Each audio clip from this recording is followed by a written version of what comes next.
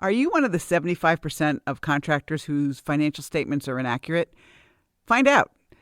Click on the link in the show notes and you'll get a free P&L and balance sheet check.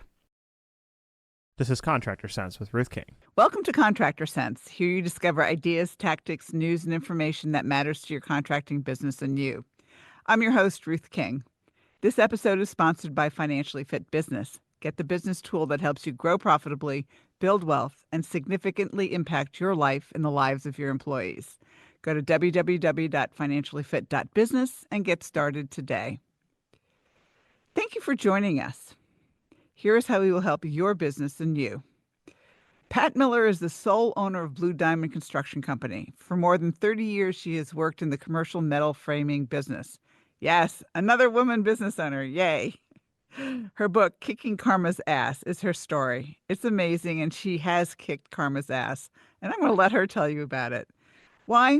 So when you're going through the tough times, you can take strength and know that you can push through too, and learn from Pat's stories. Pat, welcome to Contractor Sense. Thank you, Ruth. I appreciate you having me. My pleasure. All right.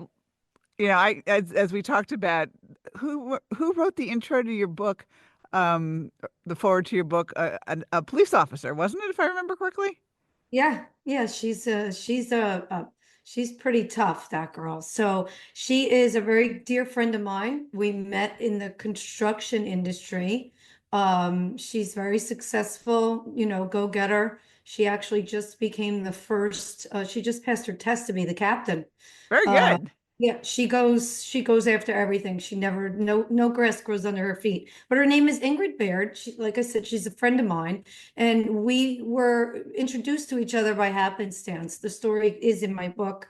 We were asked to build her house after it was Yeah. destroyed by Hurricane Sandy. So she had a very shady contractor who wasn't insured, was trying to pass off the liability onto the subs, which is what I primarily do. And I refuse to see her, who was in such a tough place with 3 children, no home, living, in a hotel, and have somebody take advantage of her again. So I contacted her, and I told her what was going on. She consequently fired him because he was not a very honest contractor, and we became friends. And me and my late husband built her house out of metal framing. So it was one of the few in New Jersey rebuilt out of metal. And we became friends, and she calls me her angel.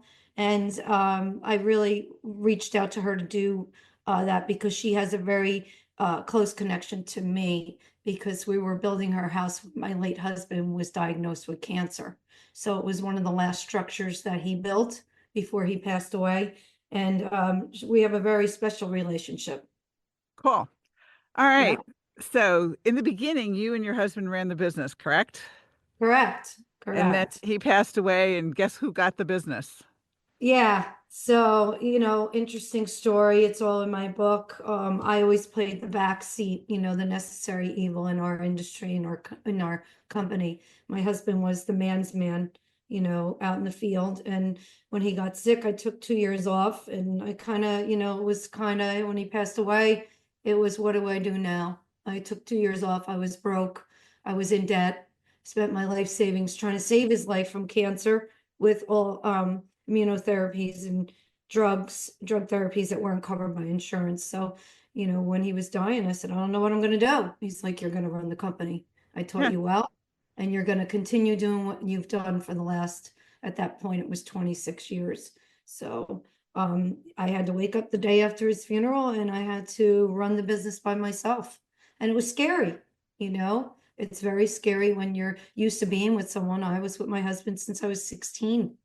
So, it was learning how to sit on a chair without one leg, so to Yeah. say. Been there. Yeah. Yeah. So it was tough, but I had no option. So So you did it. All right. So I what'd you did. learn? So I learned that you're stronger than what you think. My particular circumstances were, I had no other options. So I live by the saying, you never know how strong you are until being strong is your only option. I had no option. Like I said, I was in debt $250,000, And I had two sons that were kind of looking at me, thinking I was going to have to go, in the loony bin, or because so much happened to me, Ruth, in such a short period of time. It's not just my husband. I lost my brother, my mother, my father, and my husband in 3 years. So it was tough. It was a feeling of abandonment. Why is all this loss happening? But I pulled through and I dug deep and I faced it head on, because the only way to get through it, the only way to get out of it is to go through it. You have to address it head on. Right. So, what were you during this whole time period? What were your employees? Were they supportive? Were they fighting you? Were they kind of sitting back and going, "Ha, let's see whether she can do it," type thing? Or Yeah, how were they? Honestly, a lot of my employees, I keep my administration in-house. I have a lot of subcontractors. It's a very big industry, but it's a very small industry. People knew us, me and my husband. Like I said, we were in the industry for a while. People supported us. Our subs just, they helped us when we asked, and then they kind of went to other contractors while we were going through the nightmare. Coming back, I was welcomed after my husband passed. Blue collar is an amazing industry. They treated me like their sister, their aunt, their mother. They knew my husband, they knew the horrible story we went through, and they gave me the opportunity to rebuild my company because it was a little bit dormant. I only took one, maybe two jobs in over 2 years. So it was a tough time. It's hard to run a business when you're in all different hospitals. So the guys are very loyal to me. I still have men working for me that knew my husband. So they're very loyal and supportive, and we've been through it together. So they were kind to me, and they knew that I was getting back out there, and everybody supported me. They gave me opportunities. And when I called for the workforce to come back, they came back.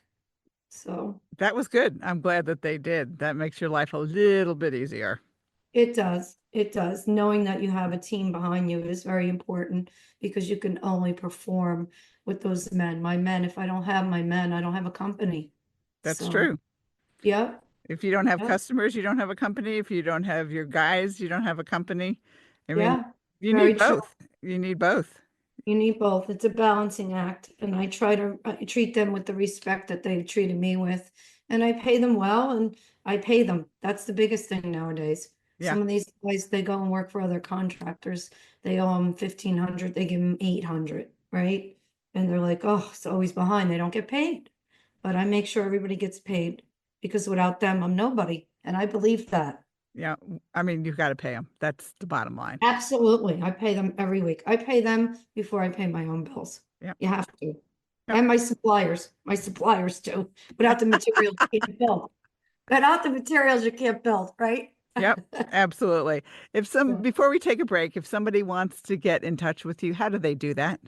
Oh, sure. I have a multitude of ways. So I have my own website, and that's patmiller.net. And on there, it gives you links to my company, my book, and what we're doing out there, trying to help the younger generation get involved. And I also have my company website. It's Blue Diamond Construction NJ.com, like New Jersey. And I'm on every social media. I'm the Pat Miller 11. I'm on X, I'm on Facebook, and I'm on Instagram. And I'm also on LinkedIn. So I'm readily accessible. I answer people's emails and messages. Anybody needs any kind of, you know, it's bouncing something, ideas where they can go and get certain things. I'm there for them. Very good. We will Yeah. be right back. Thanks for listening to Contractor Sense. Imagine you had total freedom. You didn't have to worry about money. You didn't have to be a slave to your business. The words, I can't, are eliminated from your vocabulary. What if you could do what you want to do, whenever you want to do it? A financially fit business could give you that freedom. How? By knowing what your financial statements are telling you and taking action based on what they say. You can do this in less than 10 minutes a month, at an investment of less than taking your family out to dinner once a month. And if your financial statements are a mess, you can get help. Go to www.financiallyfit.business or click on the QR code below to get started today. We're back. Thanks for listening to Contractor Sense. I'm speaking with Pat Miller, who is the owner of Blue Diamond Construction Company, who took over the business after her husband passed away. I mean, Pat, you were working in it, but I mean, husband basically said, go do it. And you went and did it, which is essentially what you should be doing anyway. Her book is called Kicking Karma's Ass. And there's phenomenal stories in the book because you got to get through all the crap. That's the only way I can describe it. Yeah, so true. So let's assume that somebody's reading the book and they're going through really tough times. What would you tell them? Well, that's the whole main reason why I wrote the book, because I said I was down so low, and I would tell them to hang in there, stay positive. You have to address life. You cannot just lay in bed. It's easy to lay in bed, right? You have to face life. You have to keep going. Life is for the living. If you're not living, you don't have a life. So I really said when I all of had that happen to me, it's in my book. I said, there's got to be a reason why, and I have to share this story. It's an extremely personal story. And but I was adamant that I had to get it out there to help anyone going through similar losses, depression, whatever they're going through. It's not just grieving, divorces, job loss, whatever it may be. And I said, I have to be a beacon of light for these people. I have to show them I'm just an average person, right? I'm an average girl in New Jersey, and if I can get through it, they can get through it. And it was a little bit of determination and anger, right? You get so angry when life throws you lemons, and I just persevered, and I want people to know they could do it too. They just have to stay focused, and they have to stay positive, and they have to be confident in what they can accomplish, and they will get through it.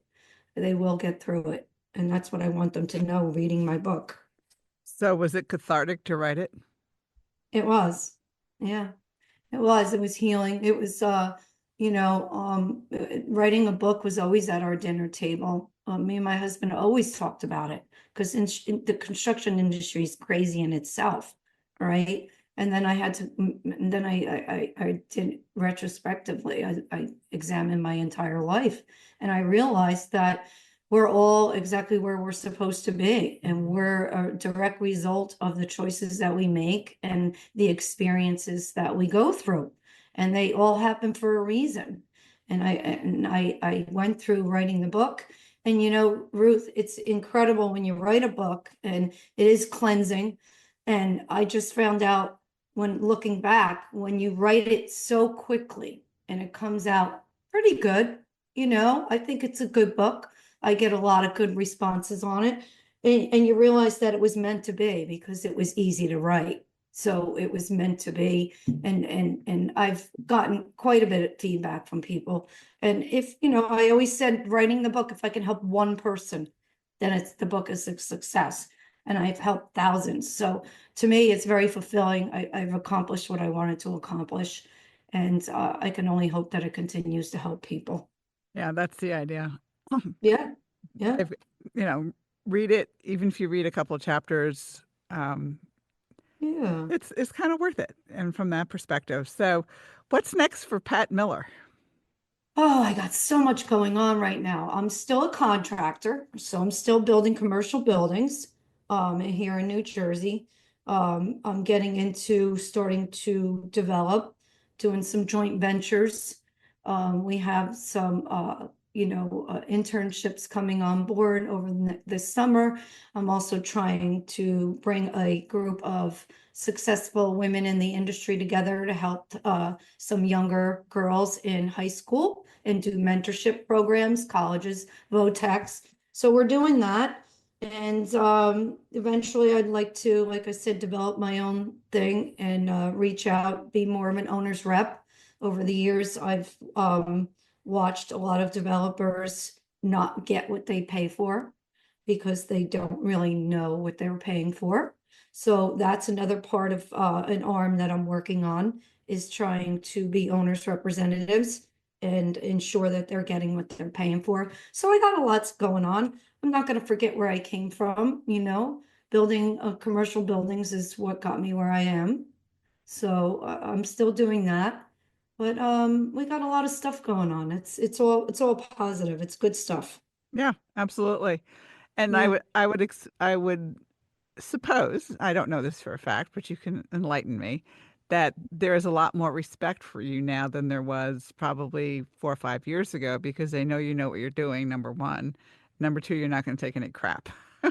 Wow, it's funny you said that because, everybody knows everybody, right? The industry, like I said, is small and they've always known me to be in the office, and I work with a lot of general contractors that come from all over the country, especially in retail. They have accounts throughout the country. And then when they talk to me for so many years, I've met guys after my husband passed that I've been talking to for 15 years. Yeah, And they fly out to the job sites and they're like, "You're Pat?" And they're putting a face to the name and the voice because no longer am I only in the office. I have to be in the field.